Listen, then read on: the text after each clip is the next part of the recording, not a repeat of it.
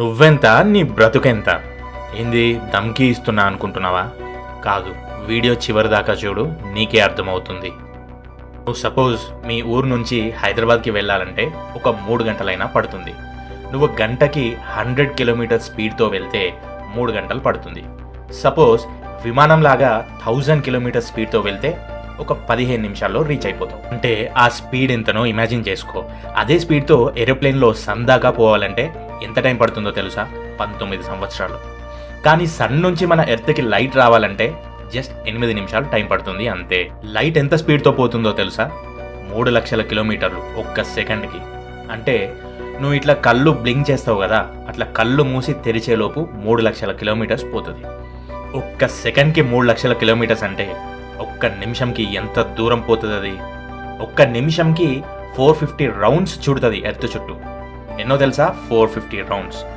మన సన్ నుంచి light ఎర్త్కి reach కావడానికి 8 నిమిషాలు పడుతుంది. అంటే సన్కి ఎర్త్కి ఎంత దూరం ఉందో ఊహించుకో.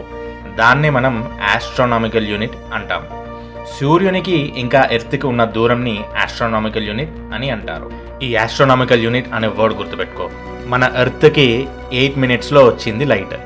అట్లనే ఒక గంట సేపు పోతే ఎంత దూరం పోతుంది? ఒక రోజుకి ఎంత దూరం పోవాలి?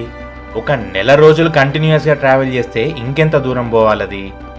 ఒక సంవత్సరం ట్రావెల్ చేస్తే ఎంత దూరం పోతుంది? దాన్నే మనం కాంతి సంవత్సరం అంటాం. 1 లైట్ ఇయర్. 1 లైట్ ఇయర్ అంటే 9.46 ట్రిలియన్ కిలోమీటర్స్. 6 పక్కన ఎన్ని సున్నాలు ఉన్నాయో నువ్వే లెక్క పెట్టుకో. అంత దూరం పోతుంది లైట్ 1 ఇయర్లో. ఇదంతా ఎందుకు చెప్తున్నా అనుకుంటున్నావు?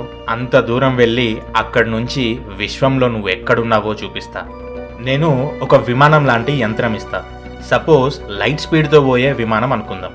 నిజానికి అంత స్పీడ్తో పోయే యంత్రం మన దగ్గర లేదు ఇంకా, బట్ అనుకుందాం. ఒక సెకండ్కి 3 లక్షల కిలోమీటర్స్ వేగంతో పోతుంది. ఇందాక ఆస్ట్రానామికల్ యూనిట్స్ అని చెప్పినా కదా, సన్కి ఎర్త్కి మధ్య ఉన్న డిస్టెన్స్ని. అట్లా 10 ఆస్ట్రానామికల్ యూనిట్స్ ట్రావెల్ చేస్తే మన శని గ్రహానికి చేరుకుంటాం. శని గ్రహం 6th ప్లానెట్ సన్ నుంచి. అంత స్పీడ్తో పోయినా కూడా జస్ట్ 6th ప్లానెట్ దాకానే పోయినావు. మరి ప్లూటో దాకా పోవాలంటే ఇంకెంత దూరం? అది ఇమాజిన్ చేసుకో. 100 ఆస్ట్రానామికల్ యూనిట్స్ పోదాం. ఎక్కడికి పోతాం? కైపర్ ఆస్ట్రాయిడ్ బెల్ట్ దాకా పోతాం. ఇది మన సోలార్ సిస్టమ్ చుట్టూ తిరుగుతుంది. ఒక 1000 ఆస్ట్రానామికల్ యూనిట్స్ పోదాం. అప్పుడు ఇన్నర్ ఓర్త్ క్లౌడ్ జోన్లోకి ప్రవేశిస్తాం. అదే ఒక 1,00,000 ఆస్ట్రానామికల్ యూనిట్స్ దాటితే ఔటర్ ఓర్త్ క్లౌడ్ జోన్ దాటిపోతాం. ఆ బెల్ట్లో కోట్లాది ప్లానెట్స్ తిరుగుతాయి. అక్కడి నుంచి నీకు ఎర్త్ కనీసం ఒక చుక్కలాగా కూడా కనిపించదు. ఎర్త్ నుంచి 25,000 to 30,000 లైట్ ఇయర్స్ పోతే మనం మిల్కీవే గ్యాలక్సీ దాటుతాం. ఒక్క సెకండ్కి ఎంత స్పీడ్తో పోతున్నామో గుర్తుంది కదా? 3 లక్షల కిలోమీటర్స్. ఆ స్పీడ్తో 30,000 సంవత్సరాలు పోతూనే ఉండాలి. అప్పుడు గ్యాలక్సీ ఎండ్ దాకా పోతాం. అది మనం మిల్కీవే గ్యాలక్సీ ఎండ్ దాకా పోతాం. తెలుగులో పాలపుంత అంటారు. అక్కడి నుంచి చూస్తే కనీసం మన ఎర్త్ కాదు కదా, సన్ కూడా కనిపించదు. ఆ సన్ కనీసం ఒక చుక్కలాగా కూడా కనిపించదు. నువ్వెంత దాంట్లో ఒక బ్యాక్టీరియా అంతా. నేను తోపు, నేను తురుము అని అనుకుంటావు కదా, కనీసం నువ్వు ఒక బ్యాక్టీరియా అంతా కూడా కాదు. మన భూమిలాగా ఎన్ని కోట్ల ప్లానెట్స్ ఉన్నాయో తెలుసా? జస్ట్ మన పాలపుంతలోనే. ఎంత పెద్దది ఈ విశ్వం తెలుసా? ఈ విశ్వంలో నువ్వెంత, నీ బతుకెంత. ఎక్కడెక్కడ జీవం ఉందో నీకు తెలుసా? తెలీదు. దేవుడు ఎక్కడుంటాడు, స్వర్గం ఎక్కడుంటుంది, ఎంత దూరంలో ఉంటుంది? నేను ఒక సపరేట్ వీడియోలో స్వర్గలోకం మిస్టరీ అని చేశాను, అది చూడు. ఇంకా ఉంది, ఇది జస్ట్ గ్యాలక్సీనే. ఇట్లాంటి గ్యాలక్సీలు కోట్లు ఉన్నాయి విశ్వంలో. ఈ కోట్ల గ్యాలక్సీలు అన్నీ ఒక అండం షేప్లో ఉంటాయి. ఈ అండంకి మన 4 తలల బ్రహ్మ రూల్ చేస్తాడు. అందుకే మన పూర్వీకులు బ్రహ్మాండం అన్నారు. ఇట్లా అనేక కోట్ల అండాలు ఉన్నాయి. ఒక్కో అండంని ఒక్కో బ్రహ్మ రూల్ చేస్తాడు. 10 తలల బ్రహ్మ, 100 తలల బ్రహ్మ, ఇట్లా డిఫరెంట్ బ్రహ్మలు డిఫరెంట్ అండాలని రూల్ చేస్తారు. అవన్నీ సపరేట్ యూనివర్స్లు. మన యూనివర్స్ లాగా అవన్నీ సపరేట్ యూనివర్స్లు. వాటిని మల్టీవర్స్లు అంటారు. ఈ మల్టీవర్స్లు అన్నీ కలిపితే మెటావర్స్ అంటారు. ఇట్లాంటి మెటావర్స్లు చాలా ఉంటాయి. అవన్నీ కలిపితే ఆమ్నివర్స్ అంటారు. అక్కడి నుంచి చూస్తే కనీసం మన ఎర్త్ కాదు కదా, మన సన్ కాదు కదా, మన పాలపుత గ్యాలక్సీ కూడా ఒక చుక్క లెక్క కూడా కనిపించదు.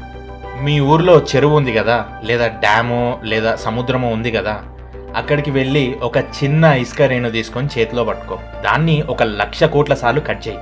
ఊహించుకో ఎంత చిన్నగా ఉంటుందో. ఆ 1,00,000 కోట్ల సార్లు కట్ చేసిన తరువాత ఎంత ఉంది అది? అంత చిన్నది మన భూమి. ఆ సముద్రం మన విశ్వం అయితే ఆ చిన్న ఇసుకరేణు మన భూమి. ఇమాజిన్ చేయి, నువ్వు ఎక్కడున్నావో ఈ యూనివర్స్లో. ఈ విశాల విశ్వంలో భూమికే దిక్కులేదురా నాయనా అంటే మనిషి తోపులాగా ఫీల్ అవుతాడు. మతం పుట్టించిండు, కులం పుట్టించిండు, జంతువులను టార్చర్ పెడుతున్నాడు. ఎంత ఉన్నా కూడా ఉన్నదంతా నాకే కావాలంటాడు, నేనే కింగ్ అంటాడు, తోపు అంటాడు. కనీసం నువ్వు ఒక బ్యాక్టీరియా అంత కూడా కాదు ఈ విశ్వంలో. నువ్వు ఎంత ఈ విశ్వంలో, నీ బతుకెంత?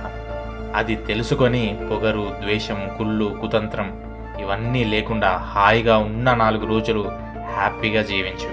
ఇది మల్టీవర్స్కి జస్ట్ ఇంట్రొడక్షన్ మాత్రమే. నేను డీప్ అనాలిసిస్ చేసి మల్టీవర్స్ గురించి ఒక నెక్స్ట్ వీడియో రిలీజ్ చేస్తాను.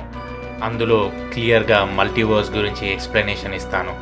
అసలు మన పురాణాల్లో మల్టీవర్స్ గురించి ఏం చెప్పారు, సైంటిస్ట్స్ ఏం చెప్తున్నారు మల్టీవర్స్ గురించి, నా నెక్స్ట్ వీడియోలో చూడండి.